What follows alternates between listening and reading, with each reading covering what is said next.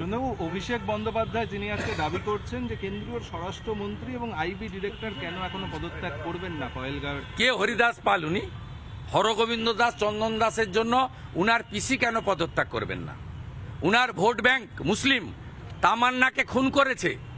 এত 10-12 বছরের ছোট্ট এক রুত্তি বাচ্চা, তামান্না খুনের জন্য কেন উনার পিসি পদত্যাগ করবে না? উনি আরো বলছেন যে মহেশতলা থেকে আপনারা পালিয়ে এসেছিলেন, মহিলারা তাড়া করেছিলেন, তাই পালিয়ে। ও ভিডিও আপনারা সঙ্গে ছিলেন, ওটা একটা উড়িষ্যায় কথা আছে, মিছা কৌ মনকে পাও।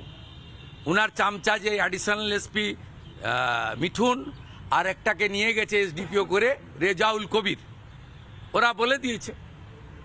আপনাদের কাছে ভিডিও আছে। শিবের মাথায় জল ঢেলেছি, তুলসী মঞ্চ যেখানে তুলেছে সেখানে দাঁড়িয়ে দর্শন করেছি। এক জায়গা 8টা মেয়েকে দিয়ে গুতোগুতি করছিল, বাইর থেকে প্রণাম করেছি, ঝামেলায় নাই গিয়ে। আপনার তো আমার উইটনেস। 3 জন আহতর বাড়িতে গেছি। এত ব্যাখ্যা ওকে দেবো কেন? ও কে? হরিদাস পাল।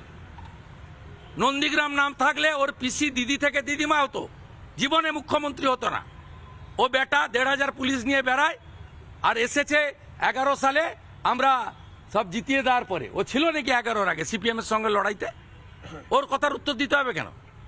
ও যার আলোকে আলোকিত, ওর পিসি মমতা ব্যানার্জিকে আমি হারিয়েছি। উত্তর দিলে চলে যান, দীঘাতে জগিং করতে গেছে, ওর কাছে থেকে প্রশ্ন করুন, তার উত্তর আমার কাছে।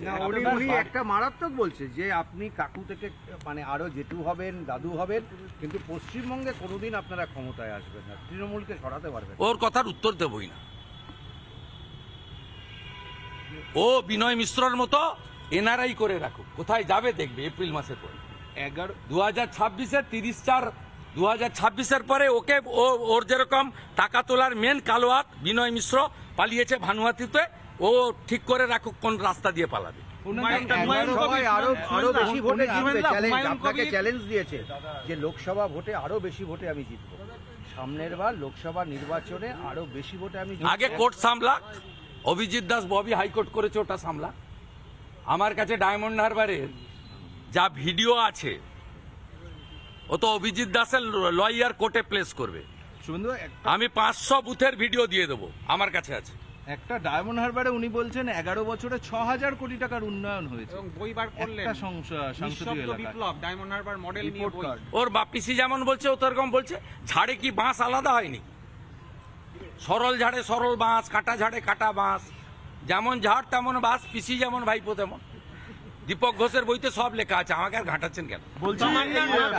তামান্নার মাকে টাকা দিতে গিয়েছিলেন হুমায়ুন কবির, তামান্নার মাকে প্রত্যাখ্যান করেছেন তিনি। তামান্নার মা হুমায়ুন কবির টাকা দিতে গেছেন। হরগোবিন্দ দাস, চন্দন দাসের পরিবার মমতার টাকা যেমন প্রত্যাখ্যান করেছে, তামান্না ঠিকই করেছে।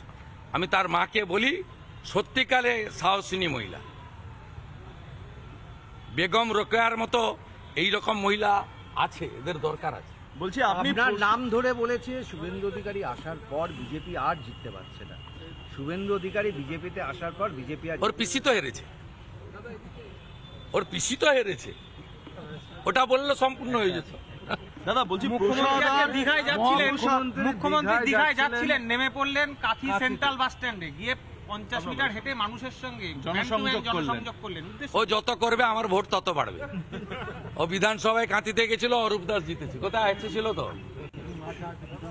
আর লোকসভায় গিয়ে আমার বাড়ির পাশ দিয়ে হেঁটেছিল, আমার ভাই জিতেছিল। নানা ধরনের কন্টেন্ট দেখার জন্য লাইক করুন, শেয়ার করুন আমাদের ফেসবুক পেজ, সাবস্ক্রাইব করুন আমাদের ইউটিউব চ্যানেল। পাশাপাশি অন্যান্য ব্রেকিং নিউজের জন্য অবশ্যই চোখ রাখুন রিপাবলিক বাংলায়।